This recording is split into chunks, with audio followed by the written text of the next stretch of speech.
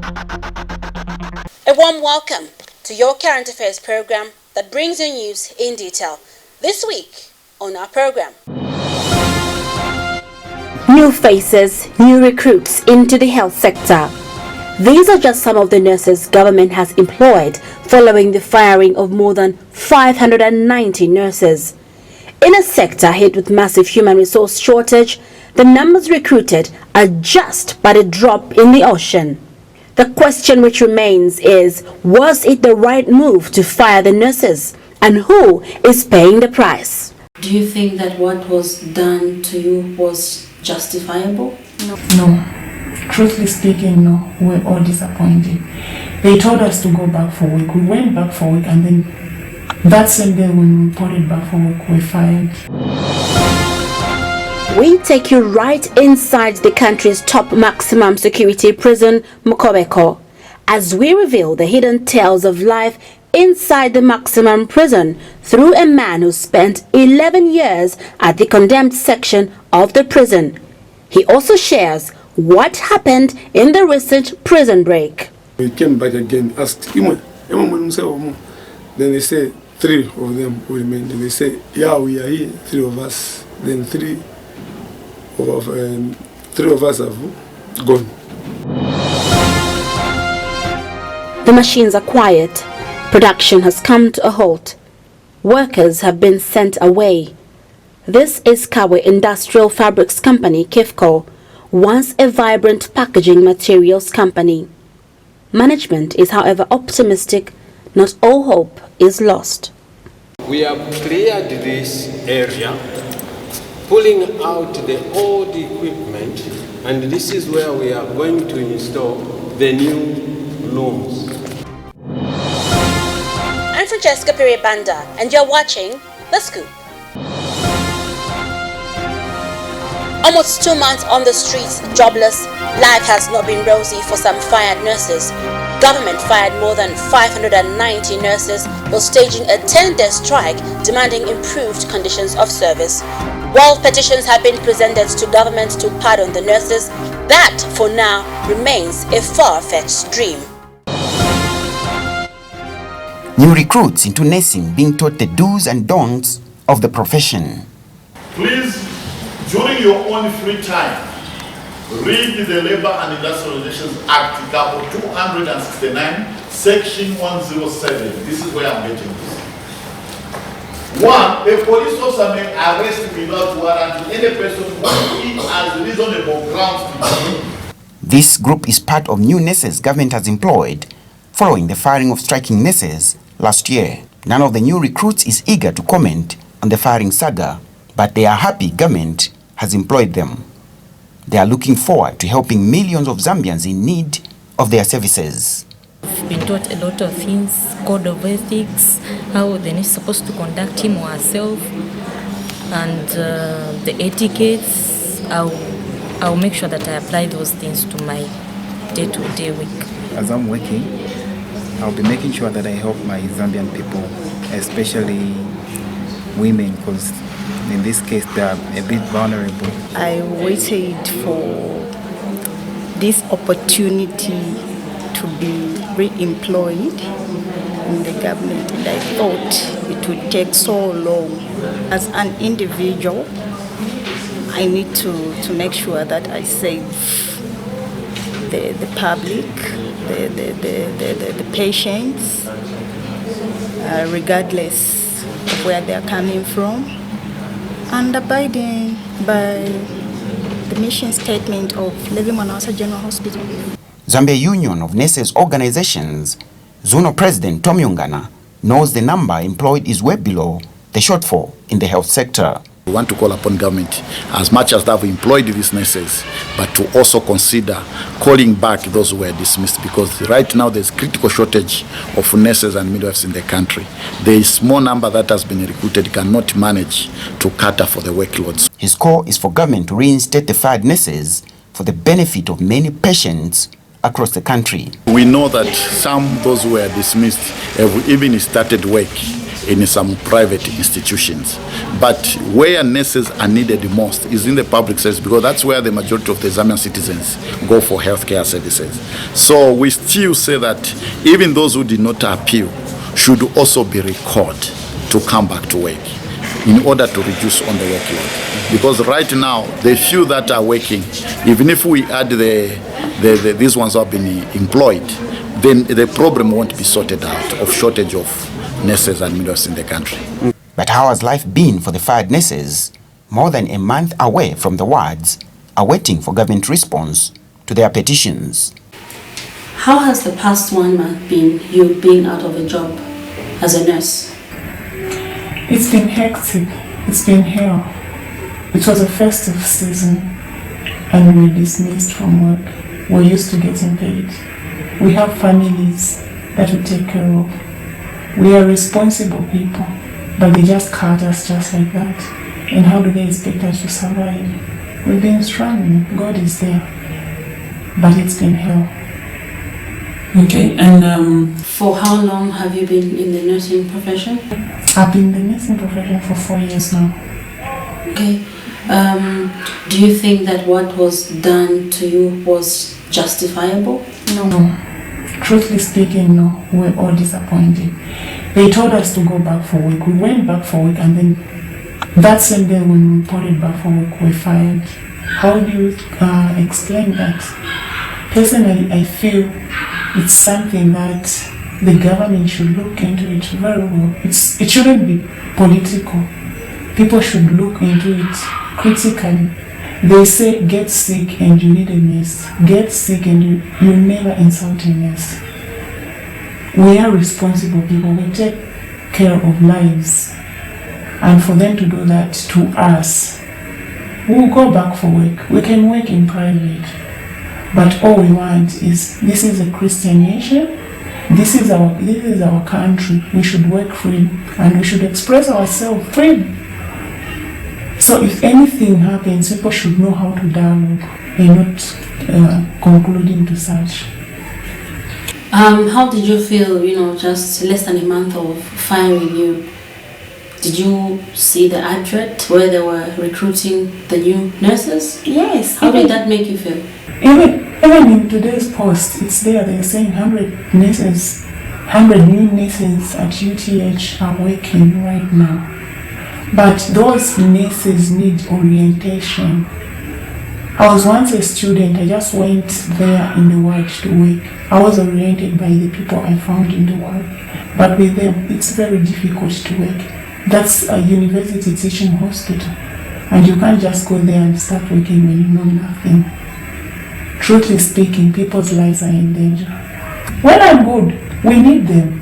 And they should also get back to those people that they fired and recruit them. And like what they are doing now. It's been very hell, it's hectic.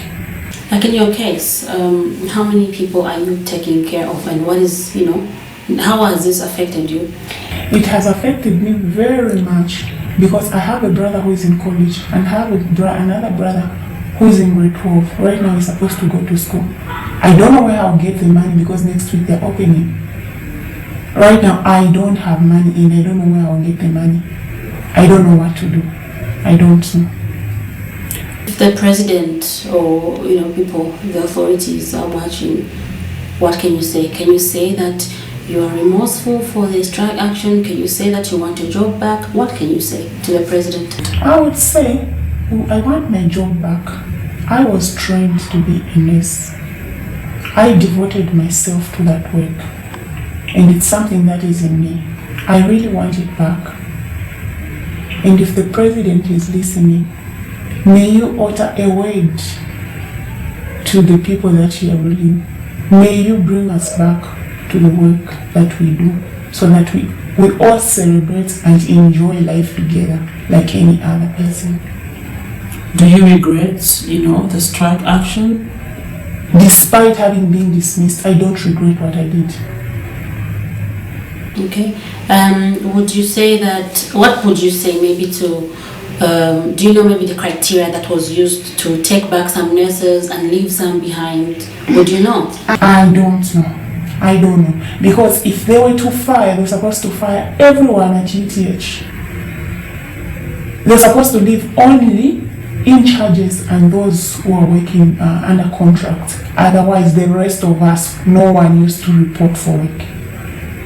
Nobody used to report. But some people were fired, others remained. So we don't know what criteria they used. I did appeal. We were advised by our union to appeal. The government told us to reapply, but we advised not to reapply because our benefits, what we've worked for, will go to nothing, meaning we'll go back to being zero, making us more poorer. We've saved something and they want to get it, which is not fair. What has happened to some of your friends? Are they working? Are they all just at home? Tell us about that. From what I know and what I've heard, most of the nurses have started work in private hospitals, in private clinics. There is demand and they've gone, they're working. Do you think that they'll find what they were looking for there? In private hospitals, they used to say in government hospital there's job security. But like what happened to us, there's nothing. It's better you work even in a private hospital. You're better off.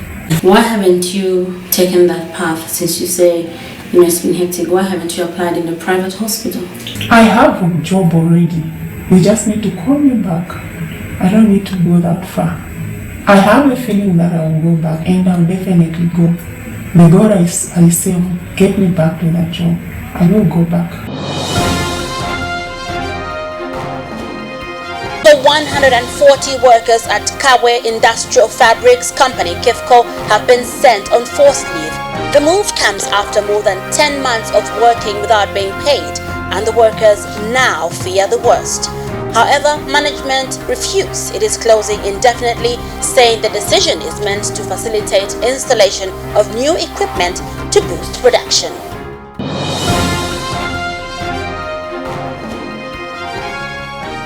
Kawe Industrial Fabrics Company, KIFCO, in the central part of Zambia, is undergoing a difficult phase which has seen the firm struggle to pay its workers for close to 10 months. Management has been left with no option but to send workers on unpaid forced leave until further notice.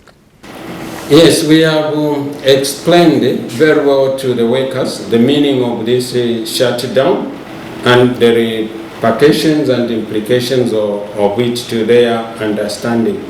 As regards their welfare, because here we are tackling two things. We are tackling the company challenges as well as the welfare of the workers. On the welfare of the workers, that's why we have planned to pay a 1 month immediately, and then we will pay the 50% of all the arrears thereafter, and we are hopeful that this is what will sustain them through this period. We are putting them on unpaid 1.5 months leave. The move is aimed to facilitate installation of new equipment, which management believe will boost production. We have made investments into the new equipment and the rehabilitation of the old equipment to a tune of $1.8 million.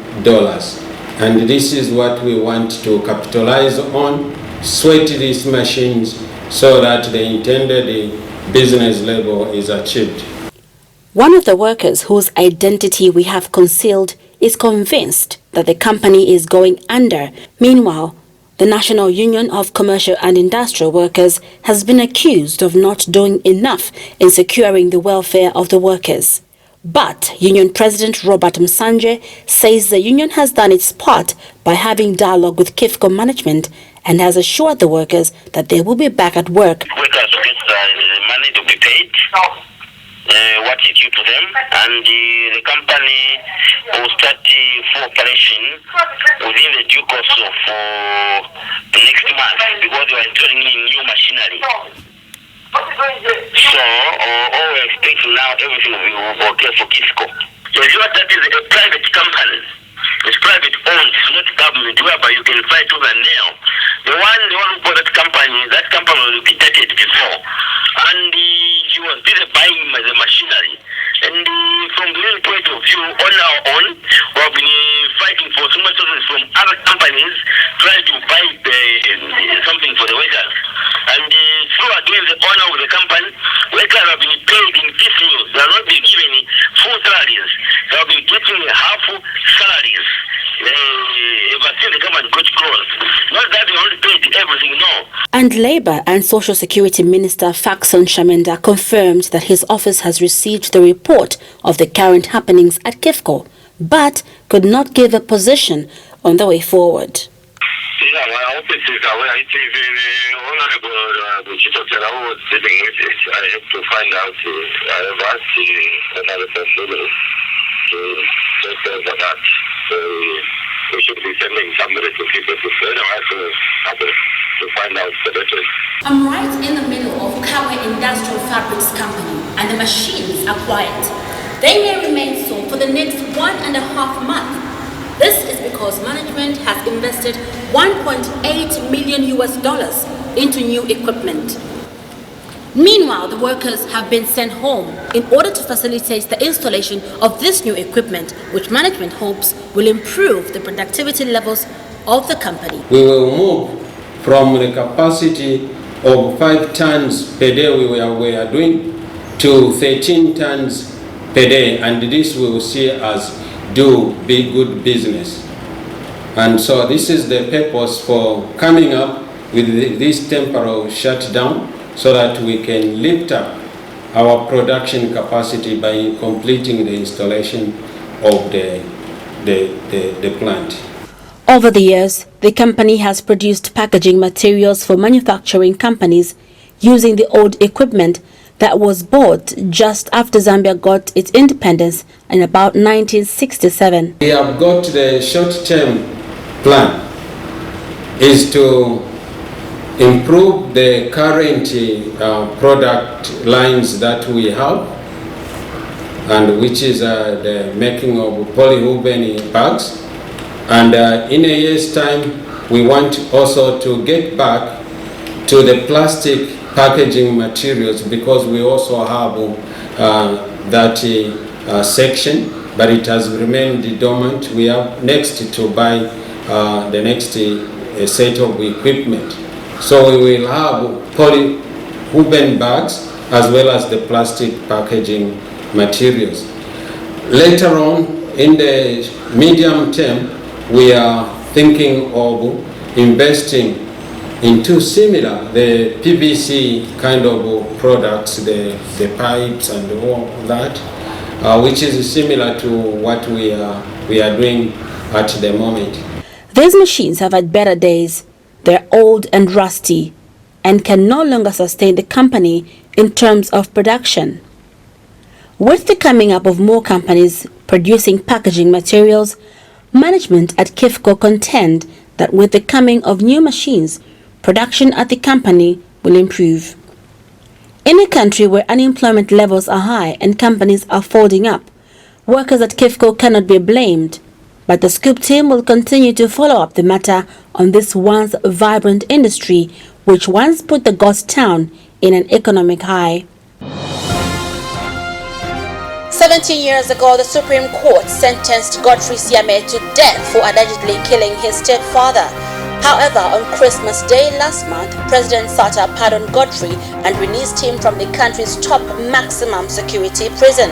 The Scoop team followed Godfrey to see how he's settling down after coming so close to being hanged for an offense he insists he never committed.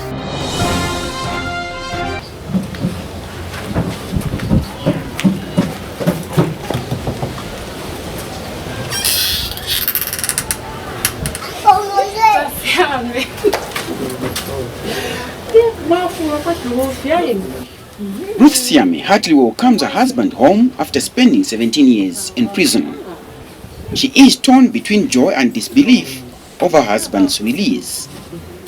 And understandably so, her husband Godfrey Siame was sentenced to death in 1997. But what crime did he commit? I was charged with aggravated robbery and murder, of which I did not commit that offense. The fact which was connecting me to that offense was that I was found in possession with a heavy-duty battery.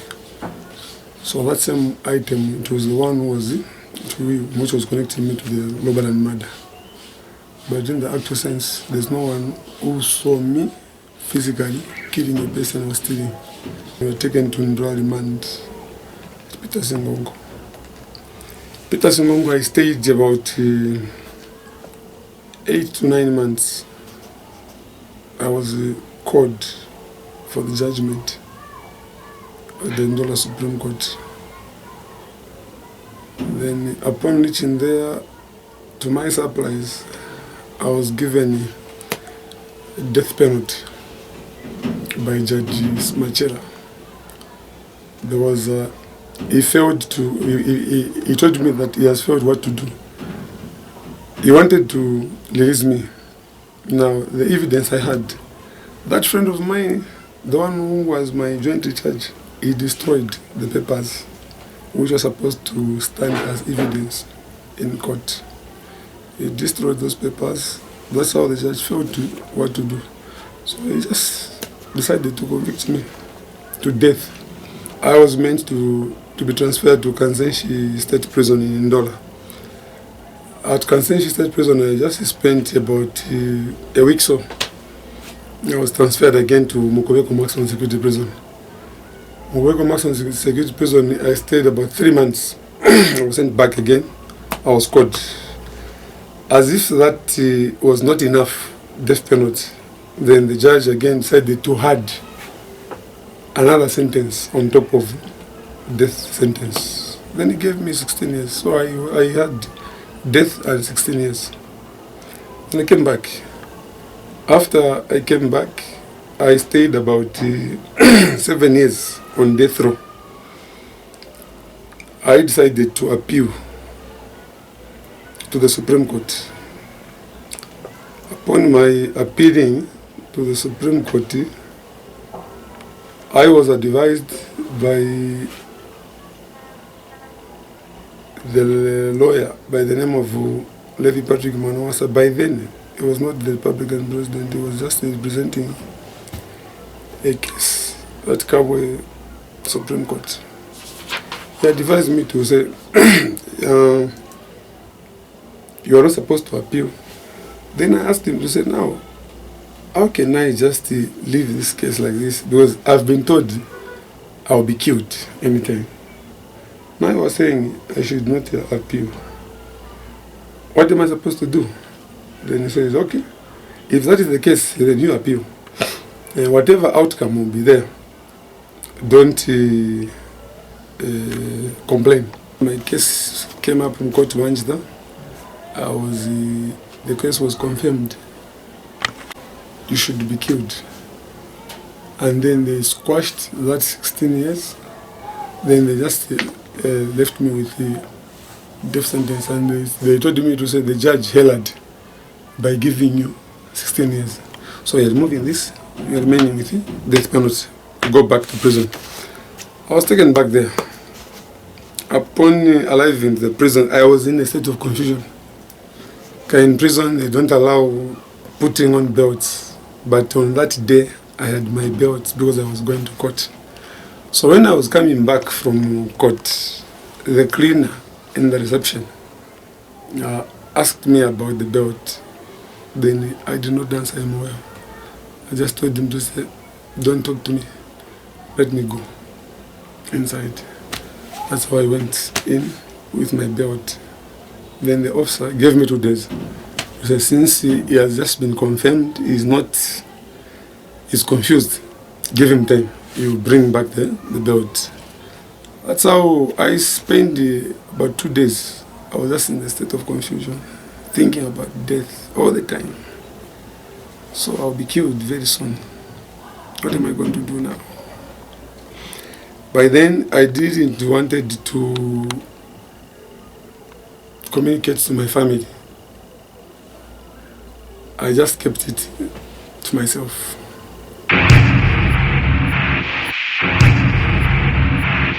Whilst in prison, I decided to follow now the Christ. So before I am killed, let me die as a born-again person. I started committing myself in the hand of the Lord, playing, involving myself in so many activities, godly activities. At one time I was reading a group of people were singing for the Lord, and then I was also at the same time tutoring for theological education, my basics in the Bible. Then after that, I thought this is the only way which can bring comfort in my life. As we were staying there, then I thought of writing a petition, because it was the only chance I had. When you were confirmed by the Supreme Court, you were given a last chance to petition the president. By that time I was taught to petition the president. I was lucky, the same lawyer whom I met by then, per court, His Excellency, Mr. David Patrick Manawasa, he was now the lawyer, the president. So when I petitioned, I just reminded him of what happened. On that day we met per Supreme Court Kabwe. Then His Excellency, David Patrick Manawasa, may he so rest in peace, he answered my petition by giving me a 35 years imprisonment. So he removed that death penalty which was on me. Then I was given 35 years. Upon being given 35 years, that's when I opened myself to my family. I started now welcoming them. So I can tell them now, that death penalty I was first serving, I'm no longer on death row. I'm not a convict. So again, I went back to God, continued working for the Lord, singing, teaching my fellow inmates, and involving myself in secular education, because by the time I was in there, I went as a grade 4. But I thank God I've completed my O-levels, all in there. I've also acquired a certificate in general agriculture, certificate in power electrical as an electrician. And I also have acquired the skill of a painter.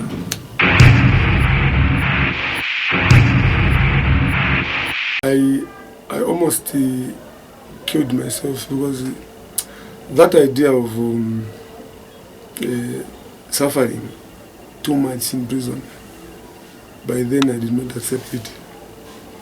Because in there, life is just too difficult. Because there's only a few things there. There's only a carpenter without salt, without cooking oil, without tomato, without onion. Just had to have it boiled or that is all. Then there's beans in terms of relish. If not carpenter, it's beans. Only these two. And breakfast? Breakfast is sample. Just have to boil sample without salt, without sugar. Then you eat as breakfast. Then there's nshima for those who eat nshima. And then there's porridge for those who don't eat nshima. Then there's rice. They were very young. I think I was 6 or 7 months old. And when they came there, one was 13 or 14. 13, 14, somewhere there. 13, 14. That's the range they were. Then I had a nice time with them.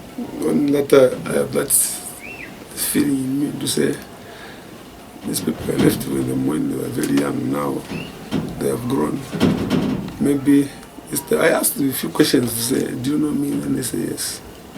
Where am I? They said that. They said thank you very much.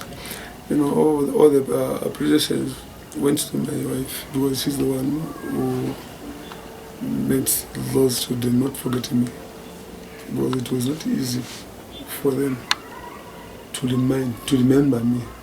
So this is our dad. If it was not her, they would have forgotten about me. Then what I used to do, I used to get at least few gifts in forms of books, pens, rules, and a bit of money, whenever I have money.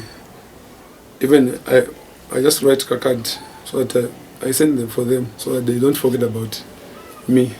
That they should be thinking to say, oh, somewhere there's dad. So I used to send home books and then telling the mother to say, you should be telling the children that, oh, your daddy is somewhere, will come out.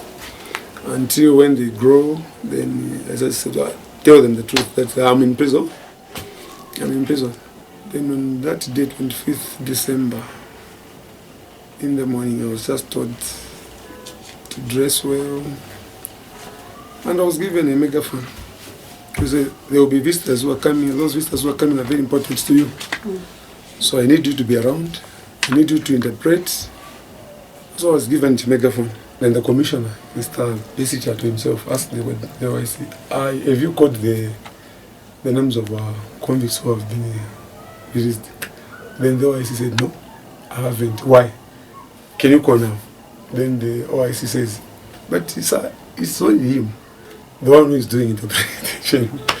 Then I just, my heart pumped, very strong. It's true. Then that's how I started reading everything there. Then I was interpreting this. Down to my name was mentioned, Godfrey Siame, from today he has been pardoned. Then I interpreted that to the people. Said, gentlemen, from now, also I'm going home. Then the entire now prison now started now making noise. Hey, celebrating now. That's how they came, lifted me up.